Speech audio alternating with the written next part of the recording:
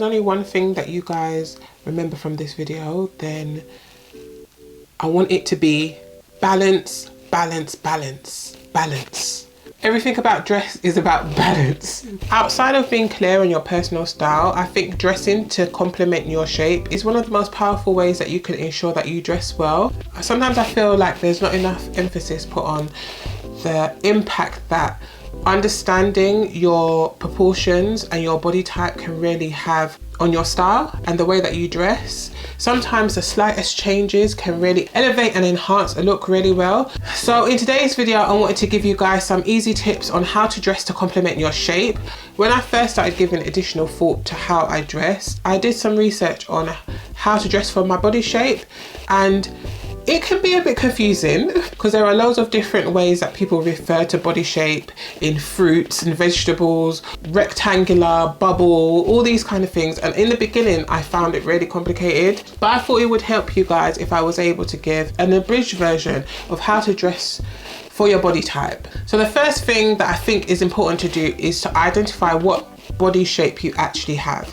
So in today's video, I'll be talking about maybe the 5 most common, but don't be alarmed if you realize that you don't fit solely into one category. A lot of the times we're not always clear on what body shape we actually have, and so that can make dressing to complement it a bit more difficult. So I was able to find a website where you can basically just put in your measurements. What you want to do is measure your shoulder width, your waist and your hips. I think that in this particular body shape predictor, they ask for your upper hip measurement as well.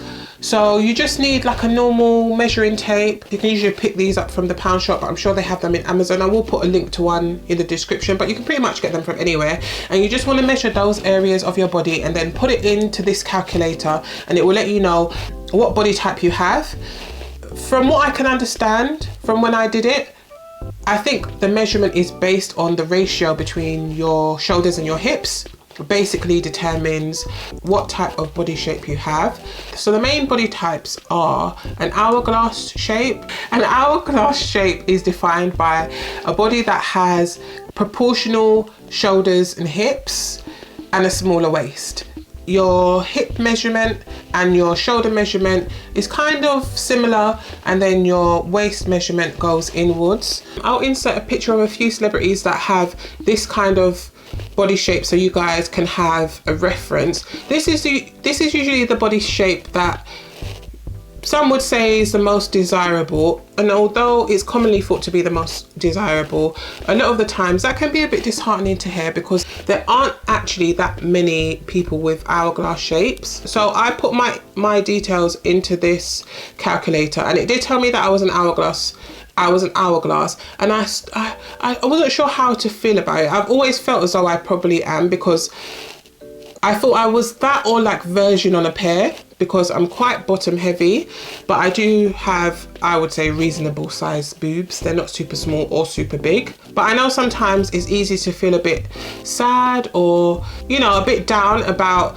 not having an hourglass figure if you are somebody who doesn't have one, because it, you know, throughout history, people always go on about hourglass figures. What I have learned about the reasons why the hourglass shape is a shape that some find to be more desirable is basically it's just because of proportions. It's because it is a more balanced shape, which looking at tends to look a bit more appealing. And this doesn't mean that if you've got any of the other shapes that I'm going to describe that you can't create proportion as well. It's the power of clothing and fashion that you're able to create different shapes. The next is a pear, which I would say is the closest to the hourglass, but these are for the ladies who are more narrow at the top. So maybe you're a bit smaller chested and your shoulder width is quite narrow in comparison to your hips, and you carry quite a lot of weight on your bum and your legs. Next is a rectangle shape, and that describes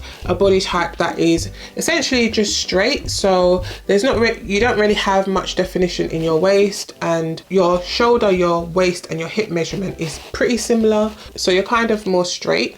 And the next one is an apple shape. So these are for the ladies that carry their weight quite a lot around their bust and their stomach.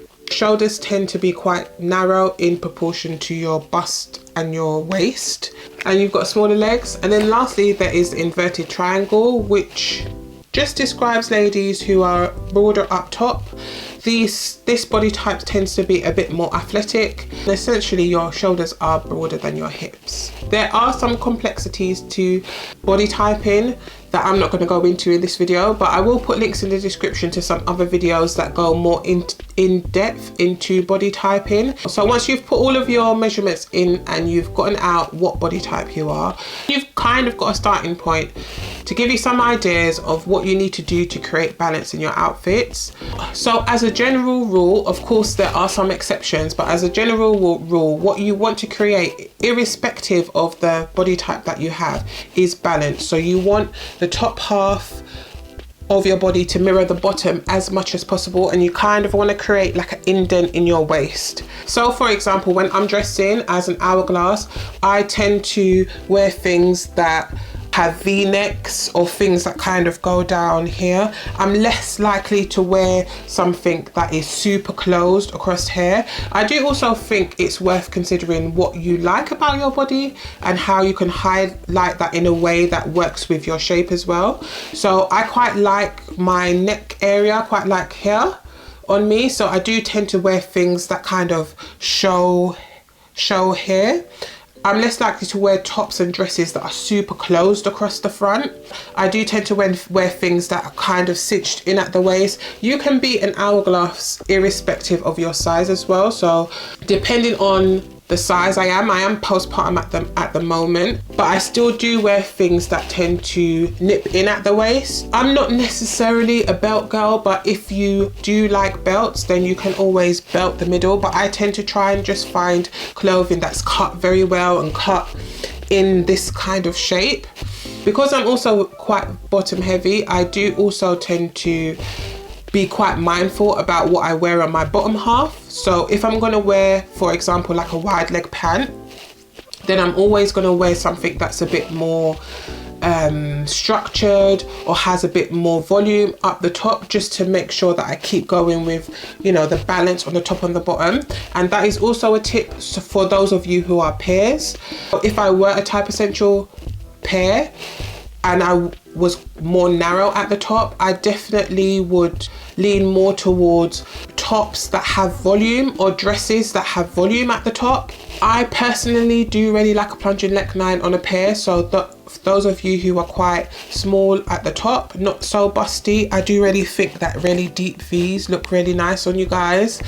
And anything that kind of draws the eye down to the middle, but also kind of creates a bit of, you know, a bit of ruffle up here. Just off the top of my head, there's a really nice House of CB top that I can think of that's kind of ruched all the way around the top, but it's got a deep V.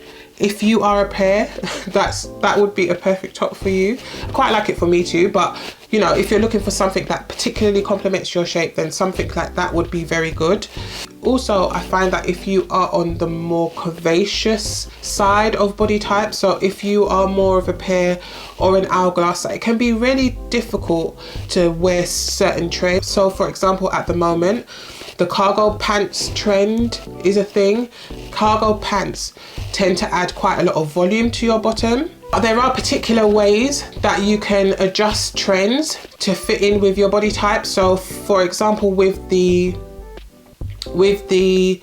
cargo pants trend, I would definitely be looking at pockets that are bigger and flatter than smaller and more protruding. Because for my shape and a pair, I'd be trying to keep the trousers as streamlined as possible, and I'd definitely be pairing it with something that was definitely a bit more voluminous at the top.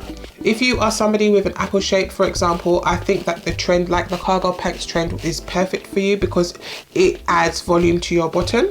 So if you're quite busty or you're bigger around your stomach, then having wide leg pants, dresses that kind of have an A-line or kind of flare at the bottom are perfect for you guys, because it helps to balance out your top. For apples, I would be focused on clothing items that just enhance my waist.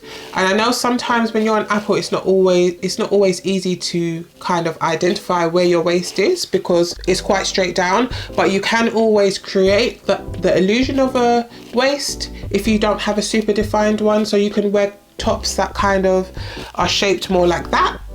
I know that peplum tops were a thing as well. That shape is really good for apple shapes, but I know it's not as popular at the moment. But you can kind of find even wrap tops that kind of emulate that kind of shape, and I would do the same with dresses. Wrap dresses look super nice on apples because it kind of shows off your boobs and then wraps right underneath your breast, which is kind of like the smallest part of your body, so it kind of draws the eye in. If you have an athletic shape, then I definitely recommend leaning towards outfits that create shape. Things like tulip dresses are really good. Any dress that has volume at the top and at the bottom is something that I'd be leaning towards. I would lean less towards things that are very straight. So things like bodycon dresses, I probably would wear, but maybe put something on top of it that has a bit more shape to it, maybe a jumper or a blouse that you can kind of wrap in the middle to kind of create some shape up the top, and maybe wear a bodycon dress that has a little bit of a flute at the bottom. Would be a bit better if you've got more of an athletic shape. And those of you who have inverted triangle shapes, so when you're a bit broader at the top, then wide leg pants are perfect for you. Anything that has a bit more volume at the top to even out your shoulders. So simplified, dressing for your shape basically is just creating proportion, trying to create the illusion of a balanced top and bottom and a smaller middle, using clothes to kind of emphasize or minimize things that you want to look bigger or look smaller. The effect that the cut of clothes can have on your overall look can be quite surprising, and understanding how to complement your shape can make outfits look more expensive, more elevated, more stylish. Of course, overall, it's important to wear what you want and wear what you like, but if you are somebody who's watching this video, then I'm gonna guess that you are interested in ways to enhance the way that you look through dress. Overall, I hope you guys have found this video helpful, and I hope it's able to give you guys some tips on how to dress to complement the body that you have. If you enjoyed this video, please don't forget to subscribe and click the like button. Thank you so much for watching, and I'll see you in my next one. Bye bye.